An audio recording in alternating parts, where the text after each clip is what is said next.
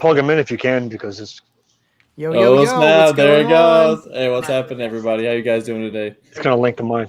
We got a Doing few. fine, doing fine. No, you're good. What's happening, guys? We've taken this the Rolling Thunder audio live stream, episode 11, guys. We cracked over that 10 mark. I thought we'd have a couple of heavy hitters in here today. We've got our special guest, Cigar Joe. He's a local guy on our Royal Hitters team. We've got Ramondo Walker, the CEO, president, co-founder, owner. This guy's crazy, the bass god on YouTube too, and then the YouTube celebrity down here in the Kicker Club. Millionaire here, Andy McGill. So Don't forget yourself. yeah, I mean, I'm that guy. But anyways, we got everyone together today. I figured we'd have a cool conversation. I didn't want to do anything, too terribly scripted or talking points this week, but we're going to compare daily base vehicles versus, having a competition vehicle. And I think it's something that needs to be covered because a lot of people think they're like, hey, I want that crazy loud, demo vehicle, doing 160 plus. And they don't realize the trade-off and the maintenance and all the other things that go in hand with it. And what do you guys think about that? We got somebody with an echo, by the way, I think, kind of. But anyway, it's probably me again because there we go. Sorry. It's no big deal. But we're gonna begin that off. So, what do you guys think? I think before the stream we talked bass. Joe was like, "I'll take a not bass rig every day driving around." There's a lot of stuff you don't think about having a big base vehicle and driving around with it, and things you got to worry about or work on. What's something you start off with, Andy? Like, I think you're talking about you have problems with your vehicle above idle or something like that, or for your charging or what? Oh, there's things like that, so you can't rely on it. But I think the worst thing is if you use it as a daily and you have a demo vehicle, grocery shopping, where do you put all this stuff? You know what I mean? It's stacking up on the front seat. It's crazy. But I mean, other than that, there's a lot of things that can run into having a big system as a daily. I used to have a smaller system as a daily, same setup. But it worked because I had a back seat. But other than that, anything bigger, it was really pushing of, reliability because you're pushing your vehicle to the ultimate extreme. You have all these modifications done to it. And, yeah, man, it's just crazy. Once you start taking that next step up, things can go wrong. And you got to have something that is reliable. I think an easy thing too, like I never blew anything before I got over that 1,000 watt RMS threshold. I don't mean just the subwoofer, I just mean that total. So I think you get that lower power threshold, you get that not damage stuff so much. I think, and also another thing is it takes a lot of tool in the vehicle. Yeah, like for instance, Casey, he's freaking ripping his rear back door, in the metal in the Tahoe. And then what about recones, guys? What do you want to talk about that? Obviously these loud subs they go through soft parts. These guys like Joe and Ramondo here, they're doing in the 20s and 30s. Did you say you don't play below a certain number, Ramondo, because it just rips on subs or what? Well, no, it's not about that. I mean, when it comes to demoing or just doing any type of shows, me personally, I kind of evaluate the people that I'm demoing because you have people, pretty much spectators as they come try to get demos. I can automatically tell because I've been doing so long. I can tell if they want a loud demo or if they want just a demo just to hear the music. So I kind of base my demos off that. But playing full tilt demos, you really don't have to do it, especially with a high powered system. You don't have to do it. And the trade-offs with that is, and people don't understand is when you're demoing so at high levels like that, you run the risk of one, heating up your subs, heating up your coils, heating up your amplifier. There's so many bad things that can happen with that. On opposed to playing an 800 watt system that most likely won't blow because with impedance rise, you won't have that problem because you'll have that efficiency. So no, yeah, that's a very good point. And Joe, you're a loud guy too, where I'm not quite there. Do you kind of gauge the person that's getting in the vehicle when you give demos or what? Do you just kind of go with it, you just play something and see how they react or what? Well, I generally give most people full doors because I like to get the shock factor on them there. When it comes to the bass, though, depending if it's their first time in a vehicle or they're a teammate or seasoned hitter, I'll give them a little bit more bass generally. But teammates and people who have big bass rigs, I'll hit them pretty hard with the bass. But he's right. You can't give them all full throttle always, or you wind up with nothing left at the end of the day. and I'd like to go home without a broke system if possible. Mhm. So yeah, and unfortunately, I tend to have a habit of going full throttle all day. Yeah, that's hard to do, man. When I'm giving a demo, I want to give it the full bee's knees, the full tilt boogie, because I want people to Yep. see what it can do. And then people are like, "Wow, that's really loud." I'm surprised, but it's like, yeah, I'm pushing my equipment a little too far.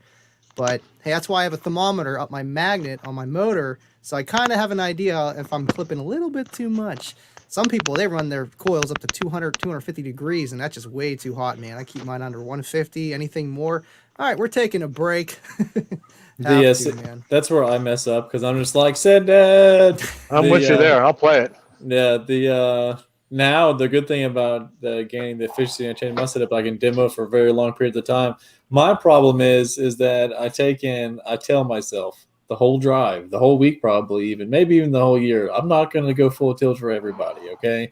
And then I have usually the reserve in my sub level, and then I'm gonna turn it up for like certain people that need it, and then I catch myself turning it up for the one person that needed it, and I just leave it there for the rest of the show, and just I'm like, oh man, but luckily I've had no failures with subs or speakers or that's what been good so far. Heck yeah. How much are you clamping in your hog build? Like, Clamping in the Honda or clamping in the Excursion or what? In the hog build, an excursion. Oh, gotcha. Yeah. Probably around 8,000 watts. To be honest with you, yeah, you'll be good. Yeah. The voltage. See, before when I had the amps wired at 0.67, the voltage with 180 amp hour was my more limiting factor than the subwoofer's ability to take the power because I could just put a huge load on those. That's on the battery back. Now with 17500. I'm barely put it. It's like literally anybody ask Joe. Like my voltage I was doing 3 and 4 songs back to back and still being like 14.3, 14.2, 14.3, and you're like, heck yeah. Yeah, you can go all day that way. But that's the thing about cranking it up real loud because when I used to have like a smaller system, and this was in the Tahoe that I got. I had the Orion HCCAs, 15.4s. That's the ones I had. And I would demo at full tilt, and I wouldn't have any problems. But the thing is, I wanted to be louder. So what I decided to do, and this happens to this day, I'll play some music, and it's pretty much high power. My whole system is an overkill. So I want to have that much headroom. That way I don't have to go full throttle when I'm definitely doing demos. And, if you have a high power system that has so much headroom, you don't have to full tilt it at all. And that pretty much it kind of lowers the risk of damaging your equipment in a good way. Right, and you'll be playing cleaner, most likely. You're not going to send the amps in the clip. And you have the headroom. Now, don't get me wrong. I think everyone here, did all of us daily drive our bass rigs once upon a time? Did Joe, Ramon, did you daily yours too, correct? Like it was you drive everyday vehicle, correct or no? I definitely drive mine whenever I want to. The Tahoe, it was your daily for once upon a time or no? It wasn't always just a bass rig. Before. No. When I first, because I had, if you look at my old videos, I had a Trailblazer. I got rid of that. I didn't want that anymore. And then I switched. Matter of fact, pretty much, it went from a daily to a base vehicle, I think, in 2015. So I had a daily from 2009 all the way to 2015. That's when I kind of converted onto having a different car. So, but about 6 years it was a daily before I decided to change it over. Yeah, I just crammed all the financial bad decisions into about a year and a half, and I upgraded 50 times, and then I decided to wall it. But Joe, how did yours go into going in and getting walled off and everything? How did you make that process? This was a specific bought just for this build. Yeah. Oh wow, that's awesome. Yeah, that kind of makes it easy. But I mean, you had some like no wall setups in there though, didn't you? You had like multiple no wall setups. Yeah, this is the third build in this truck in short time. Originally it was four 15s, then 6, and then now what we have now. Nice. But all of them originally, when I bought this truck, I had to seek out everywhere to find a fully loaded Tahoe that had no sunroof because that's terribly hard to find. And of course, low mileage. You could be like Casey and get one after wheel to steel plate on the roof. Well, now I wish I would have. I'd have a stiffer roof than I have now. Touche, actually. Yeah, I didn't think about that. I Right. wonder how much rigidity that actually I ended up adding to his roof there. And I think it's a good thing. I'm liking that. I just recently got a daily. I was trying to throw it in my oh, I got me a sweet old 2007 Civic. I've been daily driving my base rig for 6+ months now. I haven't realized the toll on that. I'm not worried about taking in my stuff getting broken into or having to work park off the side. The fuel economy difference, and I can really take and enjoy a lower powered system and have a good time with it too. Like I'm gonna have the 212 set I've done this weekend. It's gonna bump and get down. I was rocking out today with some 6.5s, like Infinity Kappas on head unit power, and I'm like, this sounds great. But Hey, Heck but yeah. you know, like That's why I the gotta go ahead, man. but the thing, like another thing with the big base systems and using them daily is not having that impedance rise if you're wired low. Because if you're wired low, like at 0.35, point 0.5, and you're playing low volume, I mean, you kind of pretty much could possibly be damaging your amplifiers as well. mhm. I think that's another thing too is a lot of your daily setups. Let's say average person goes and gets an audio install at a car audio shop or them and their buddies set it up. Especially if it's a single subwoofer and they're getting sold to it by somebody that's selling them equipment to pair together, they're probably not going to be wired that low. I guarantee more people are not going to be at either a 4 ohm load, a 2 ohm load, on something that's stable at one even, just to have some overhead room and they know. I think. Do you guys think that I think more of the daily setups have more like dummy headroom, for longevity, Right, especially on That's the probably right. coil. Yeah. Yeah. Yeah, because you're not going to see too many setups, even a dual setup that's going to be wired at 1 ohm. Even the kicker stuff, you're going to see it's a two dual twos, and they have it wired at 2 ohms. You know what I mean? So to run an amp at half ohm on a daily isn't very ideal unless you're running like an AP 1500 or something like that. And then you got to have the electrical to back it up, and you might as well just run a bigger amp at 2 ohms because Well, they're not too efficient. I But look at like Rockford and stuff back, even the early 2000s. They would sell in 90s, early 2000s. They would sell like these 8 ohm models, like say for like a punch, a P1. Like you couldn't even get a dual two, you get dual eight, a single eight, single four, whatever. So like, terrible. yeah. But they're almost insuring. I'm not gonna lie, I do the same thing when I'm selling subwoofers to customers. If I've got this guy that you can kind of feel the customer, I'm getting one single subwoofer that you guys, God knows what he's powering it with. I'm recommending that customer to buy a dual four of them. That way, I know he's not going to be wiring this amplifier into the dirt and sending it to Clip City to the moon. You know what I mean? And tell me, and again, Yeah. more times than not. So, okay, cool. He's got a dual four. If he buys the second one, boom, then we're at one. And when somebody makes that step, I feel like they're at a different level of car audio than that guy that's getting the single sub, install. What do you guys think about that? Heck Well, yeah, I mean, go ahead. if it's a new guy, you should definitely keep him at a higher ohm load so it doesn't blow everything up for sure.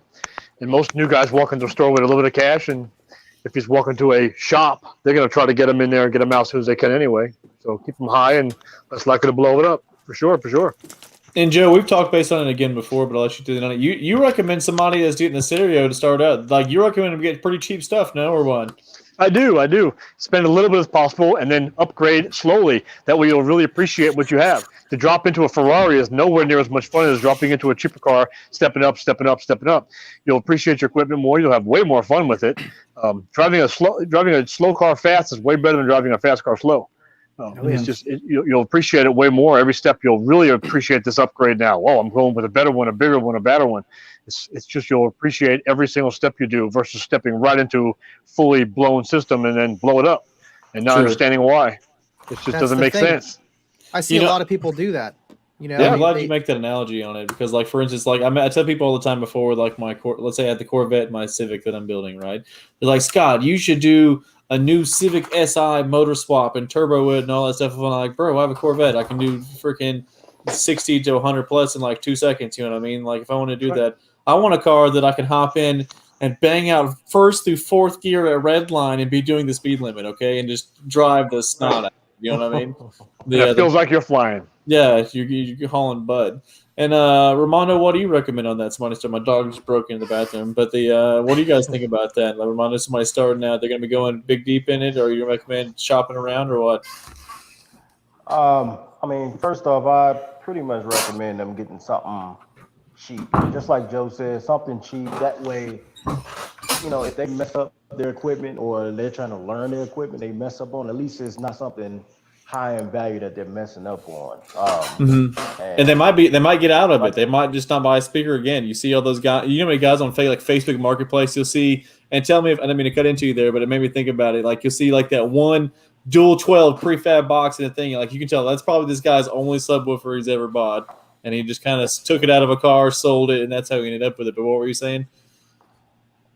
I mean, that's the thing. And plus, you have to look at these builds or just low-level builds. You got to look at them as learning curves too. That's pretty much what they are. I mean, and it's not saying it's a bad thing, but I think the biggest thing that's killing people getting low-level builds now is social media, and everybody's getting information from that, and it's encouraging them to get, hey, I need a high-level build. No, you don't. You need to learn the hobby first. You learn a hobby, you can learn a hobby getting a low level build. That's how I started off. I mean, I started off with some serving Vegas in an old punch. I think it's a punch 75. Nice. I can't remember. Good stuff right there. Episode It was an old 1. punch app, and I had a punch. Yeah, and I had a punch 800.4, the one with the silver frame over it. I Beautiful. had those on the CVR 15. So I've had a whole bunch of small builds, and as I continue to grow and grow, I've just got better to a point where, hey, I know what I need to know, and I encourage anybody who has who's starting off to get a small build and work their way up. I like the use route too, dude. I can't wait. Speaking of CVRs, my windshield in the 07 Civic better watch the F out when I play. Yeah, dude. And you know how excited I was yesterday too. So all right, so there's this guy, and I'll sidejack a little bit. I got that Rockford T302 yesterday. I don't know if you saw the dyno on it before. It does like over almost 3 times rated power or whatever. I sent Big D the last one. So this guy, he's got some it's an old school customer of mine, old school guy. I've been deemed the Salvation Army of car audio. Okay, so like I had to bring this guy a pump for his portacool. It's like a swamp cooler fan for shops, and so he shows me his shop. He's got all this stuff before. I've known the guy really like 7 years, and I've seen him a couple times. A great guy named Mike, but I know he's got car audio, and so I'm like, hey Mike, what old shit you got laying around, man? And sure enough, he's got a stack of amps and like 3 downs of Rockford power amp. I'm like, what you want for that thing, man? And they'd let me get it. But so I think it's going to put a beat down on those CVRs on that truck, dude. Around 900 watts RMSs, something like that before rise on those CVRs, probably do pretty good. All this box rise, man. We should do an episode on box rise. That's a good conversation. I'm down for it. Now, Andy, what do you think? Too. Yeah, my box is rising, but So Andy, so again, I'm sure you're probably on the same token. Somebody starting out as a learning curve, and don't go straight to going crazy deep in a big build. Is that something you agree with, or what do you think? Absolutely. Whenever someone comes to me and they want to build, they're like, hey, I want to get something like that, and it's like, okay, how much do you really like this passion? 1, how much are you willing to fork out, and then 2, am I going to be involved every step of the way, or am I just finding you the stuff and you're going to do the research on your own? It's kind of like a base to base, person to person thing where it's like, okay, you want to spend $500, on a setup like how we do those base war, scrap war stuff. And if, they kind of have an idea what they're doing, it's like, all right, well, how about you just get like a nice 1000 RMS amp? Let's get at least a battery back there. And, if they come out to shows and stuff and it's like, all right, dude, then you need to get some 0 gauge wires so you don't have to do that again. Simple, basic steps. Now, I see a lot of people that come through my lane and they are like doing 155s, 157s, and they're asking me questions. And that's like, whoa, how are you so loud and you don't know the steps to get there? And it doesn't make sense. But it just, that's how people do. And like you said, with social media and with, big amps and big subwoofers and even some guy could go buy some like Scar ZVXs and a Terra amps and be busting in 150s, but I'm not going to use box, you know what I mean? Right. And then, but then it gets into the learning the stuff, the Enterprise. I got that on eBay or something like that. But I think a cool thing people don't think about is the process in the supporting mods around the vehicle too to getting loud. And Casey was a big proponent and preacher to me on that because I went forever without doing deadener and throwing my excursion as long as possible and just trying to embrace things with pole jacks and stuff like that. But what do you guys think about the maintenance on guys like Joe and Mondo especially maintenance on having a loud build? What would you say that something once you get that, especially closer to 160 dB level, is going to be something you got to regularly fix or replace in your vehicle or to be taking mindful of? What are you guys thinking in that direction? Mondo, you want that? Sure, why not? All right, so, oh man, all right. When it comes to maintenance, going on 160, I'll tell you now, having a daily 160 build will cost you money. It will cost you money no matter how you think about it. It's going to cost you money, especially if you have a certified 160 build, because for one, for a fact, you will be replacing dashes. You will be replacing parts on your doors. You will be replacing your windshield, possibly, depending on how your build is. Um, and it's having a daily 160 is a lot more expensive than having in a pretty much a SPL build. So if you're running the lanes and you just want to go do a burp, I mean, hey, there you go. But a daily 160 build, demoing every day, doing for daily, you're gonna be breaking something. You're gonna be going home, try to figure out what you're gonna fix next. Because I think I'll replace 2 dashes, and I'll replace 3 front trim panels, and replace 2 windshields. So So like for instance, you can't really tell, but my dash is literally sitting on the dash mounts on one side. I mean, like the plastic is broken, all the tabs are broken off of it. And like Joe, how long did I chase my amps going in protection for my broken RCA wire behind the dash spin rubbing? Like 3 or 4 days. I'm like, why the fuck are my amps going in protection? That started up in Tennessee though. Yeah, and then So- you popped 2 windshields in 3 days or something like that. 4 days, the first one popped, and I popped the second one in 30 seconds. That was the first time I turned it back up. That went 30 seconds. And then every time I go to a show, it costs me, not counting the trip and the fuel, it's got to cost me, I don't even want to tell you the numbers because my girlfriend's here. So it costs me a lot of money every time I go to shows, between subwoofers, between RCAs that fail by random reason. Windshields are new. And like I said, doors go out on me, hinges. Anybody who thinks a high SPL build is just something they got to have, think about the cost. I've got over Alternator. 10K alternator. I busted. I rebuilt my alternators 4 times this season, just because they randomly decided to fail on me because I pulled too much amperage out of them. And there was 2 500 amp alternators. That's MechMan, which is not garbage. They just couldn't do anymore, so they went out 4 times. And they're wired properly. I promise you that. So you got to look at all the overhead of the build. It's yes, everybody wants big build until they actually have one, and they start going through it. Can I afford it? The fact is you're better off with a high 50s, low 40s, whatever you like. It's something you can power hard, hit hard, and enjoy, versus hitting heavy numbers saying, wow, how much is it going to cost me this trip? It's going to cost me $2,500 to go to this show, plus the repairs. You got to start wondering, is it cost effective? That's honestly something I had to come to fruition on, Joe, and like I appreciate your input on that too, because and Melissa, and which we need to have her on sometime too. She's a heavy hitter and knows a lot of stuff. Oh yeah, I was when I had that amp get the damage input on it, I'm like, oh, I need to go buy big ass amps right effing now to get these subs freaking flexing like nobody's business. And I'm like, why am I doing this? On 17500, I can play my stereo literally all freaking day long at full volume. And you did. And I did. They don't get smelly. They don't get stinky. I'm not clipping them to death, and people enjoy it. It's a good time. I'm like, I'm just gonna leave it alone, dude, because I'm like at that 80-20, trade off of like I'm pretty much loud, but I don't have to worry about a bunch of stuff grading or the wear and tear. Well, Scott, it goes back to who are you building your build for, yourself or everybody else? For sure, yeah. We'll get into that in a little time. Sorry, Mondo. Oh no, you good, man. And and Joe, you're definitely right. Scott, you're definitely right on the trade-offs on all that. And like I say, having a big 160 build, you always have to go to the show wonder, am I going to break something, or am I going to damage something? Because as much as I know, I still have to worry about wondering, hey, is my amp going to go into protect? Is my sub's going to blow? Just because I know what my build is capable of. So. That's why sometimes you see me post saying, oh, I'm never going to go full tilt. I rarely go full tilt, but I'm always running the risk of having to have to damage something. That's just the cost of dealing with a 160 build. Yeah, scraping the coast. I threw 2 subs, for no reason. soft parts, Yep.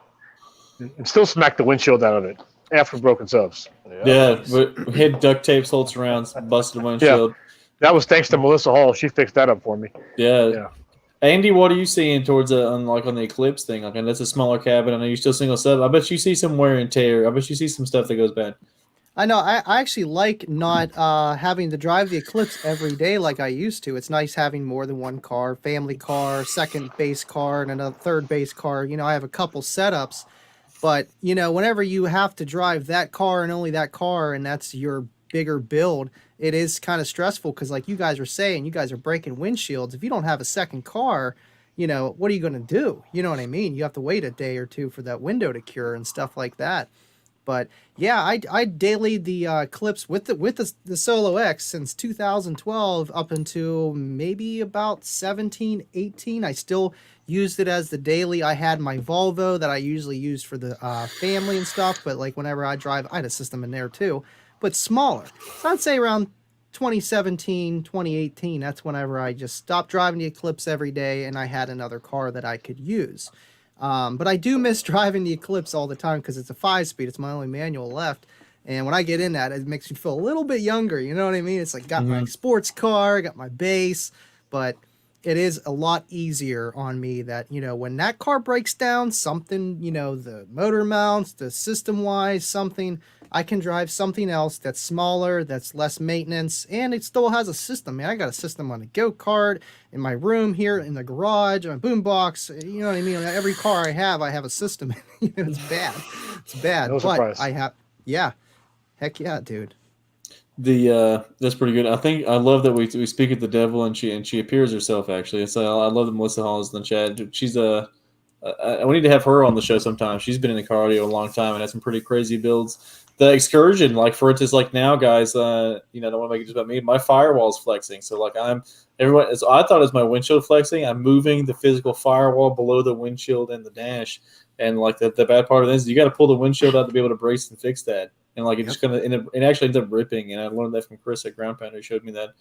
But there's a lot of stuff that's a big trade off. You know, back when I was, you know, 140 dB, you know, like none of these things happened, you know. But I think it's a good trade off. Right. But it's just another thing that I just wanted to have this conversation topic so people can be mindful.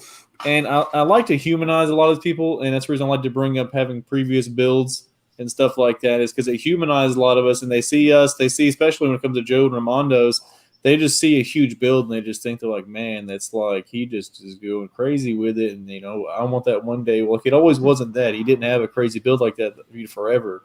And there's a process to it, you know? Absolutely. They don't see the days and days and years of work behind it and constant repairs. Yeah. There was one I saw like Steven Duncan or something like that right after Slamology. Like, you want to build like this. Like, you don't see the alternator, the 4-door speakers. And people, you know, the demo rig too. Like, you know, you saw JP post the other day where like somebody, you know, crushed it. You know, your stuff's go. I've had a guy put a knee into a speaker and ruin a door speaker. You know, your door cone's going to get crushed. Stuff's going to happen. People are finger banging your stuff. You get these dirty, sweaty ass people at car shows not wearing a shirt, try to copy in your car and need a demo, and they're like, "Bro, I literally see like 100 beads of sweat on your back right now, up against my leather right now." You know what I mean? Like, tell me I'm wrong though. You know, Right. I won't let him in with no clothes, no shirt on. No way. Yeah, I told a guy I put a towel down one time. I didn't even feel bad, but the busted fire. Yeah, see, she busted a firewall. There you go. The Melissa, I'm stealing your headliner on the XP. I'm doing the same thing in my. I'm doing it, but I don't know. It's one of those things too. In the daily versus the competition vehicle. I think it's in the trade off is like when we have a competition vehicle, we're also making the extra prep work to make sure that thing's clean and ready to show off at a show and all those things. Like, we're not bringing a vehicle that's full of all week's trash and your kid's car seat in the back seat and sippy cups and a floorboard and all that stuff. That's a difference in the vehicle too, I think. Now, I'm not saying that certain people don't. Yeah, I'm not saying anything bad about that people too. They're just a different vehicle. Like, you know, I've brought stuff at shows before when I daily them, but it brings another level to the presentation, I believe. Whenever you have like a really clean car that's, you know, like, hey, come experience sound with me. I brought this specifically here to take in just to, you know, share this experience with you guys. Heck yeah. Why is that cooler in the back seat? Don't worry about it. You know the cooler doesn't count. It's got a cold. Yeah, it's got beers. Heck yeah. So if so, let's say now we've been talking about the trade-off differences of having the daily vehicle and the base vehicle. What do you recommend to somebody if they're deciding that they want to take and turn a vehicle into a base vehicle? And I know that I don't want to turn this into life steps and all, but if they want to start, if they say, hey, I want to turn this into my base vehicle, what are the steps that I need to be taking to making this into a primary base vehicle? Like I'm going to recommend, like, hey, you need to be saving your money before you do an install and find yourself a daily vehicle. Find you a cheap beater run vehicle that you can drive back and forth to work and stuff like that. Even if you have to take your base rig out to family dinner or weekends or something like that, you need something that you can not have to worry about having your vehicle down to get to work tomorrow and stuff like that. What do you guys think as far as somebody wanting to make that swap and to dedicating their vehicle to a base rig? Absolutely. You know what I mean? But at the same time, that's, a big reason why a lot of car audio shows do get some hate, because I hear it from the car scene guys, because I used to be one of those too. And they're like, oh, those guys are all loud, but they're in beaters. You know what I mean? So when you got a system like yours and your nice Excursion or whatever, a nice vehicle, it is different. But that's not always the first step. So the first step is that older vehicle. So when things break, you can cut stuff, make things fit. You know what I mean? You bang something, who cares? You don't want to do that on a brand new vehicle or your old daily, because this is going to be your new base build. Make it an old car. First time, got to. That's what I was going to do with my Volvo. And then the Volvo, the engine skipped time. I got to fix that. Maybe we'll see. But that was my plan, because that was a 95 big wagon. You know what I mean? Like, let's go. But now I'm kind of on the back burner and waiting on kicker and all the other kind of stuff. And it's like, well, there's the Pilot. When that's paid off, maybe. We'll see when the time comes. But I kind of know a thing or two. I don't want to cut into that Pilot, because that's kind of new to me. You know what I mean? That just brought a thought to my head, too, that yeah, he said more old cars are more solid, and you can do that. Well, do you think we're going to see a change in the community? Maybe that will. And I know, used vehicle prices are through the roof right now. It doesn't matter what it is. Like, if it's a car at all that runs and drives, it's worth some change right now. We're going to get to a point. I think it's going to be hard to make some of these vehicles into base vehicles. There's not a 50 billion '07 Tahoes out there right now, and a lot of these newer SUVs stuff like that. They've got 20 control modules plus, if you get a Mercedes BMW, it's a different breed, but have 100 control modules on a vehicle. You have a module for the seat. I think we're going to see a point where it's going to be harder to come by some of these older vehicles to do base rigs into, because these modern vehicles have so many electronic components that it's got everything to do through CAN bus in the whole car. You can't just be yanking the back seats out of it and think you're going to wall a wall in it, because the car's going to be doing communication errors and stuff galore. Do you guys have any input on that or no? Yeah, as time goes on, we're going to have an issue. There's going to be less and less and less of them in the future, for sure. I can see in 10 years from now, the selection will be a lot less. I can see that for sure.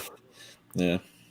You'd almost have to go, all in on a base build, like, you know what I mean, like a wall kind of thing. You'd almost have to just replace everything in the dash and all that other kind of stuff and lose a lot of your features if you're going to go big. Now, if you want a daily setup, you can go with the integration with the kicker key and all the kiss lock, all kind of stuff, you know what I mean, for that. But again, even with Hondas and PCMs with the voltage regulator, you got to bypass all that stuff, you know what I mean? Simple stuff. Just depends how far you want to go with it, is how much you want to do, but it is going to get harder. I know I wanted to do something with my dad's car, and it's 9 channels, I'm good. Yeah. I'm good. And then a lot of people think hey, I'm just not going to do all 9 channels. I'm going to do the 6.5s in the doors. I'm going to amplify them and all that stuff. And a lot of people don't realize, well, let's say you have we'll keep on, you just said the 9-channel system there. If you think you're going to take and tap into 4 channels of that and take and amplify those channels, can you make it louder? Yes. But you're not realizing you're throwing a whole bunch of phasing and cancellation issues, all that stuff right into your mix. And you're going to be going, why does this doesn't sound as good as I think it should? Be bro, because you probably got speakers that are fighting each other and off the signal you're getting and stuff like that, or factory crossovers and all kinds of stuff like that. It's pretty nuts. Absolutely. I know. I was thinking the same thing. I'm like, I'll just do half of it. You know what I mean? Who cares about the mids and highs? That's good. But then that all pass filter, it's going to kick in, regardless. So it's a mission. Maybe. We'll see. It sounds good stock. It's just, it'll be banging real good, and then you just hear that bass just go away, and it's no, it's it sounds perfect. What are you doing? But it's got to last that 3-year, 36-month warranty. Otherwise, Yeah. I think Zach's got a good point too. Like a lot of people don't realize, we're talking about being in 150s, all that stuff. Oh, we're not allowed. The certain vehicles, dude, like say for instance, like a Crown Vic. If you don't have a roof in a Crown Vic, you will pop a windshield in a Crown Vic at 140 decibels. Like no bullcrap. Just the way that the roof's designed. There's a lot of these cars you probably just yeet them at 140 decibels. The another thing I didn't, actually I just had a brain fart on it. We get into the integration of it, man. I think it's going to be some crazy stuff coming in the future with it.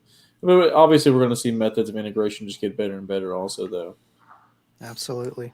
But yeah, back on the braking stuff, I know people were always like, oh, my mirror fell off, or you know what I mean? Stuff like that.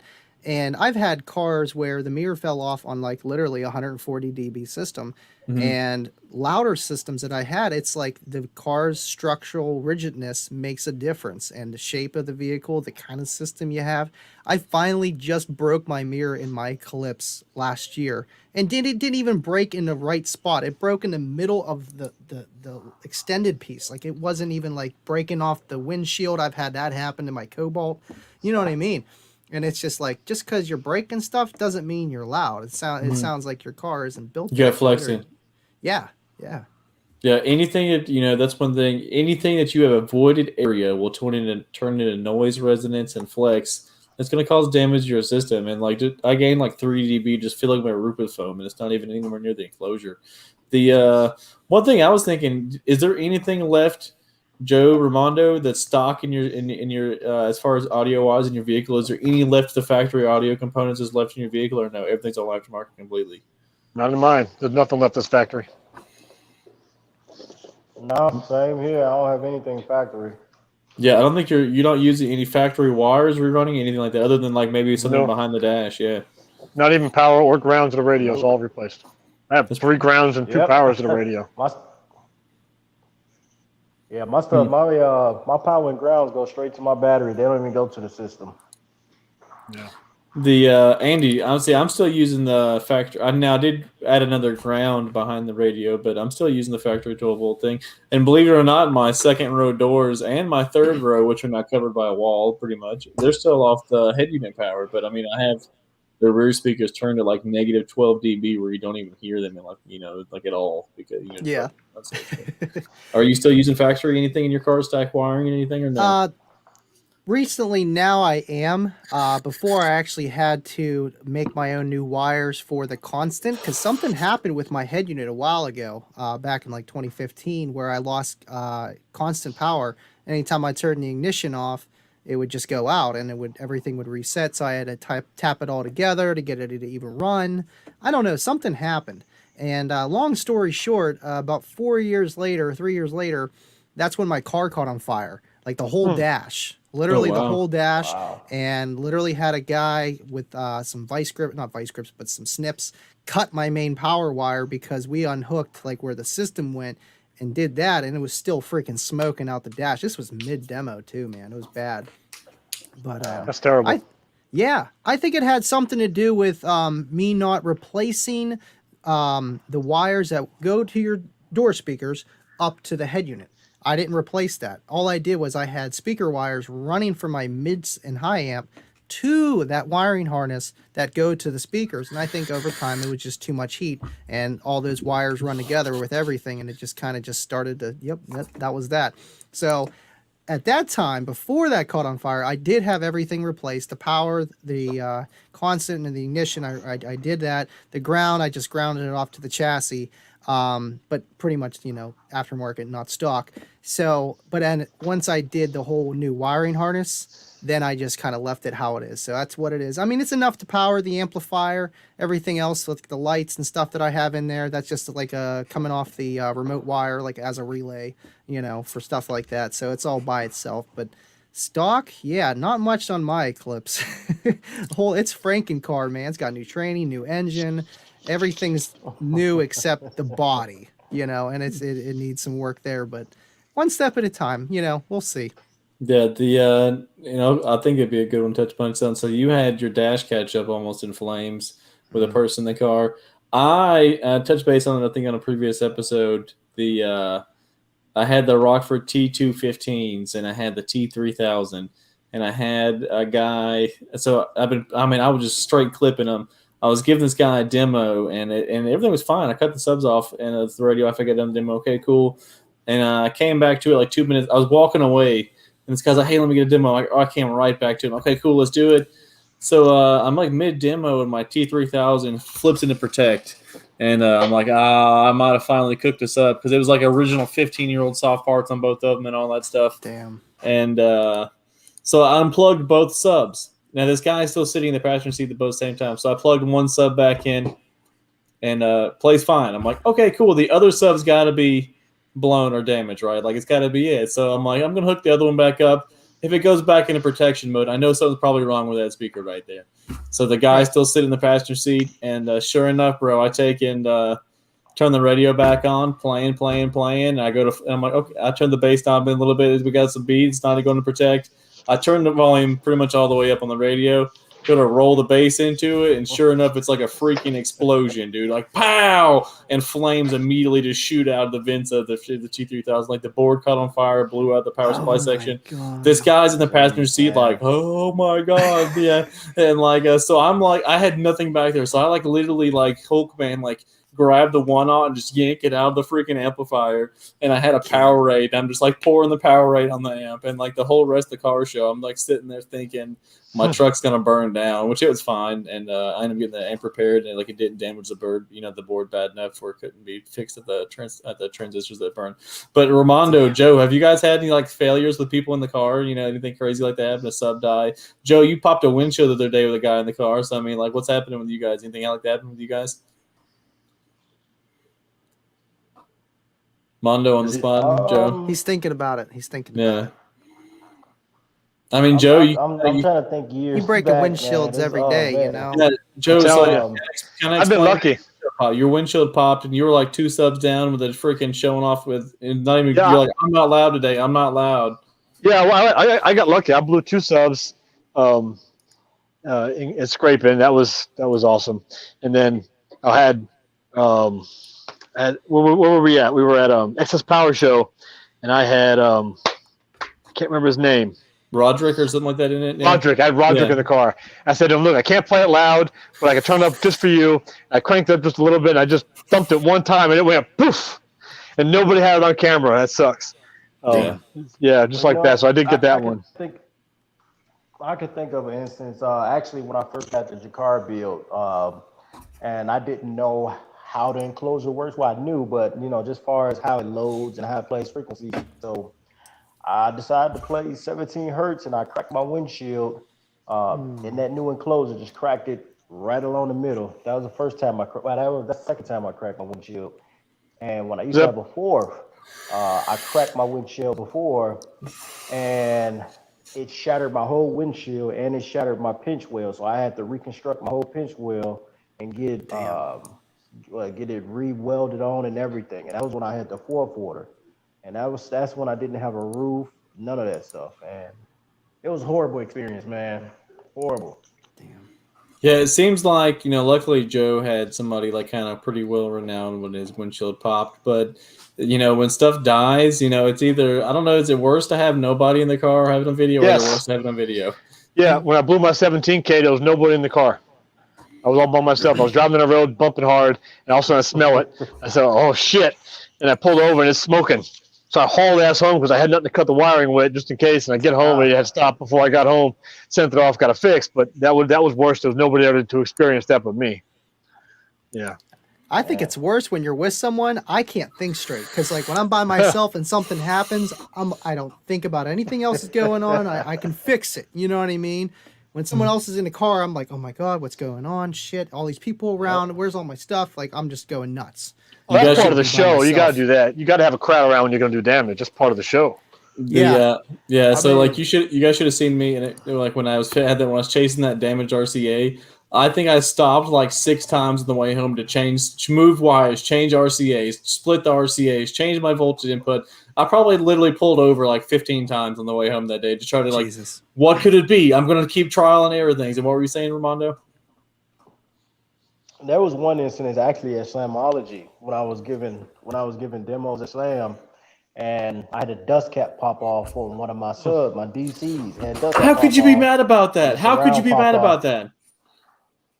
I'm mad about it because nothing like that has never happened to me before.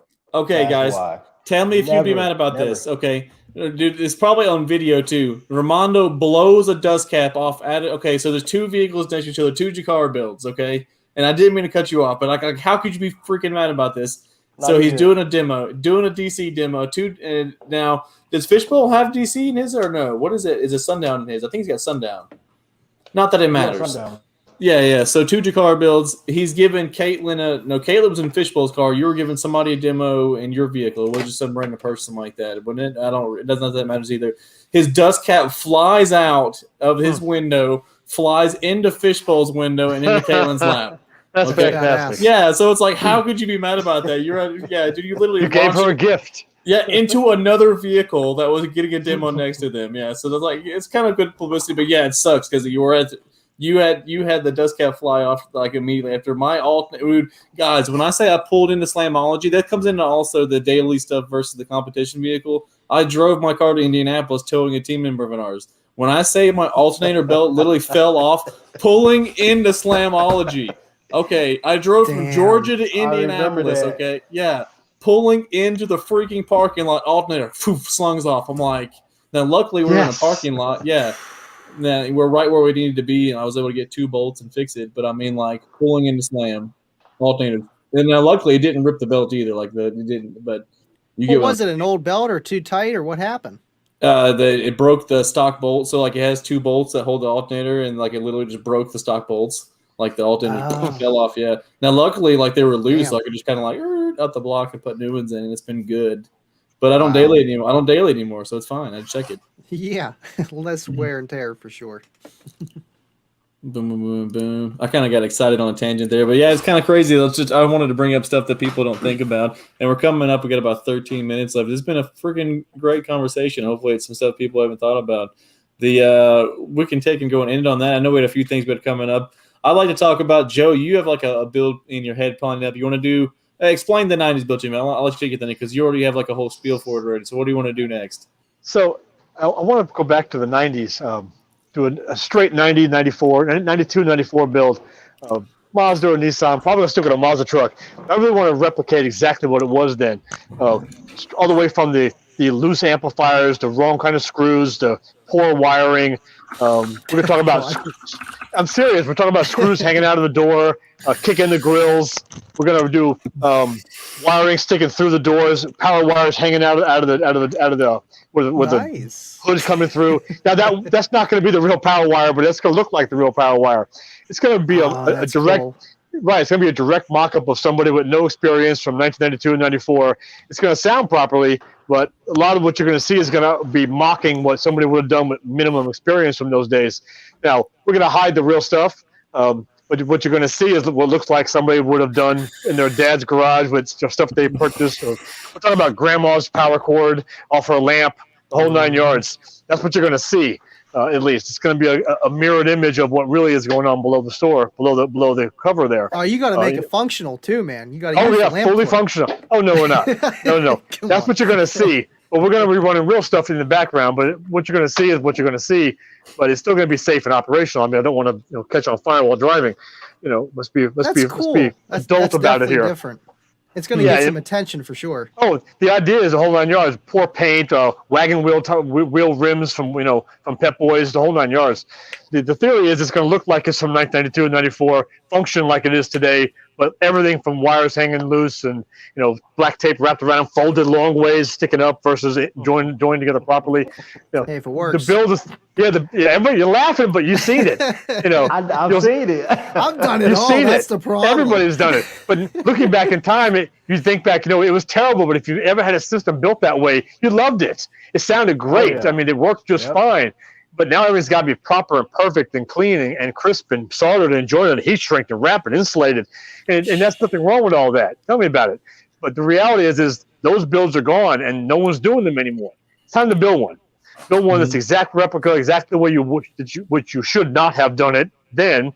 The whole 9 yards with the improper fusing and underrated wire, 4-gauge power wire. The whole 9 yards. All you're missing is a flux capacitor. That's all you're missing. You can order that from O'Reilly Auto Parts if you type the part number in. Yeah. You know, but you really can't. So that's what they say. But ultimately, the idea is to make it look just like it came out in 1992 and 94. Mixed max paint, poor carpet, hole in the seat on the driver's side with some carpet thrown over it. The idea is it's not supposed to look beautiful. It's supposed to look like it's 1994.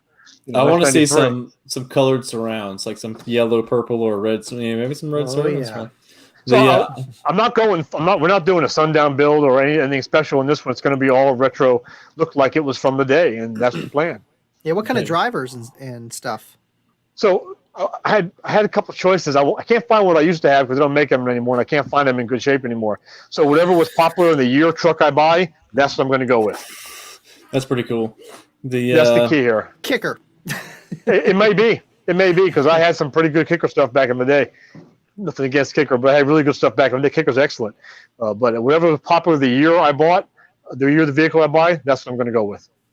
Yeah, that's awesome. Now taking, I'm not going to touch base. Armando, you don't have to tell us what it is, but you got some stuff coming in the store, right? So people want to check out the Sundown show, or is it they buy you? What stuff you guys got stuff coming up? What's going on with you, buddy? I got some stuff coming in. I mean, I've been posting and giving little hints and stuff, but I got something special coming for the Sundown show. It's not people not going to expect it, but it's something. I'm not gonna say it's crazy, but it's gonna be something people's gonna say, "Wow, oh man, I can't believe you did that," And I'm a type of person, and if you've seen my channel like throughout the years, like going back to 2007, 2008 on YouTube. I talk about every single product I run, or if I'm not running it, I'll give a review on it. And for anything, PC Audio is one of those companies that I'm going to give a review on. So that'll be a hint right there, if that makes sense. Nice. I need your YouTube channel later, man. I need to check it out. That is it. The base cloud 773. Okay, perfect. It used to be back then. It used to be Mondo 82111. That's what it used to be. Mm-hmm. So, but it goes all the way back to I had like I think I had a kicker CVR in a custom box in my Trailblazer with I think it was 2 Rockford 2000.1s. Yeah, if anybody's interested, old Armando here is the OG. He was Rolling Thunder episode 2. We took in. He was the first interview we did on this bad boy, and look at us now, Mom. We made it to 11. Heck yeah. So Andy, what's up? So yeah, I know, right? Look, we're famous now. Whole there's 7s of people watching us right now. Give it time. I'm talking smack. No, I didn't even do it for the follower or anything like that. Anyway, I just wanted to have. I like this because it's a good outlet to talk about. Like, for instance, I'm Power Hog. I like to talk about other stuff other than freaking Power Hog all day. You know what I mean? So it gives us outlet to be in the community and talk to other people. I hang out with my boy Andy here, talk about kicker stuff. And it's kind of funny, just like, the stuff here. We got Thomas chiming in. I like old school kicker stuff too, man. Like, I think there's not a day that goes by, a work day, that I'm not looking on Facebook Marketplace, typing in kicker or Rockford Fosgate in the search thing and seeing what's local to me that day. And it's a guilty pleasure. And people give me a hard time, like, oh, why don't you do all of your builds all Power Hog? And I'm like, am I wrong, guys? I think it's okay to be an enthusiast and enjoy other stuff too. And I think I need to have a perspective of other things and what other things sound like. That way I can have like, okay, I like the way this sounds. I want to, it's not that I have to copy anybody's product, but you can't. A lot of people, they'll take in and be like, oh man, if you don't have this, it sucks or whatever. You're like, I like this. I love this product. This product is the best. You're like, dude, what are you comparing it to? Okay. So, like, if this is all you know, and this is the only thing you've ever had or experienced, all your friends have had, you don't have enough basis to give a recommending thing to this versus this to somebody because that's all you know. And no, it's not anything rude or anything wrong or it's not anything a flaw somebody has, but I feel like just like it being home audio or anything anybody else has taste in, you can have some preference, and you need to know the difference in things or how other things react or change. I didn't mean to ramble with it, but what do you guys think about that? Absolutely. I want to put this little Alpine system together. I got 2 Alpine MRP 500s, an F454 channel. I just need some subs. I want some Alpine subs, like some Type Rs, like the old school, not the first gen, but the second gen with the middle emblem. I used to have those back in the day. You know what I mean? Just something different, but not average. Because, everyone knows me for kicker stuff. And, like, yeah, I run all kicker stuff, but I do have other products that aren't kicker. You got a rack. You got a whole stack of MR. You got a stack of those whole Alpine amps. You got a rack of them. Yeah. Yeah. So I mean, and good too, and I embrace it too. Like I like seeing you do the dynos and those stuff too, like the boss amp stuff. Like you just got to change it up. And again, and two, dyno and the boss amp, doing stuff like that. It's gonna be cool because you're changing it up. You're doing, I know it's kind of easy video to say, but it makes you appreciate the kicker stuff. You have that much more. You're like, bro, my stuff freaking performs, dude. Look at these other budget brands that are just, hot shooting blanks pretty much. You know what I mean? Just terrible, terrible. I know that's the thing too. It does make you appreciate your brand better, and there are other ones that do compete and can be a little bit cheaper, but it's you pay for the name because you're going to get the quality. It just it's hand in hand. You know what I mean? With all brands, with all products.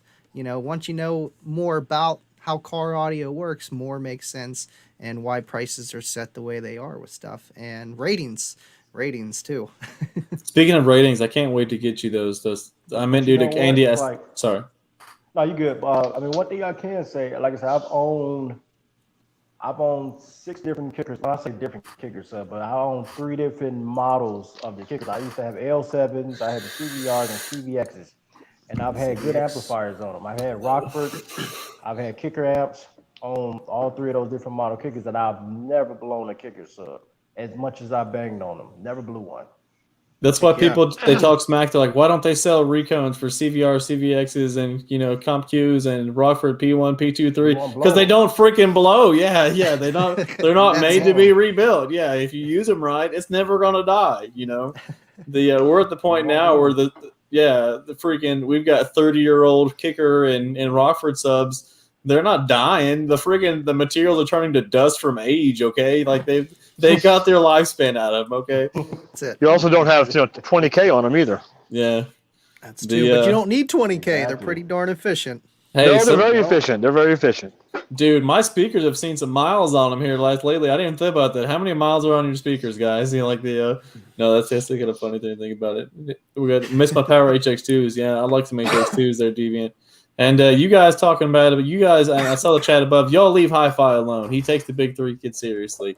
You don't be picking on my boy now. But no.